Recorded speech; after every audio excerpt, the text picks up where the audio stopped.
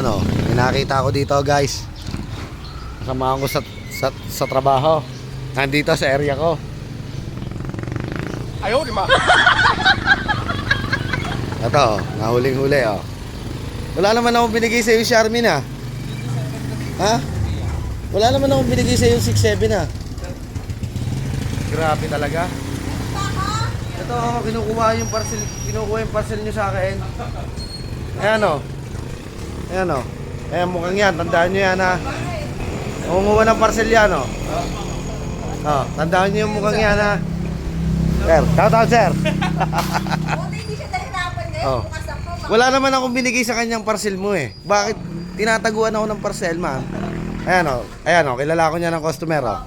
Ito, buti na lang, buti na lang Oh. nandito ako, mahirapan siya sa akin pag wala. Tawa-tawa ka pa.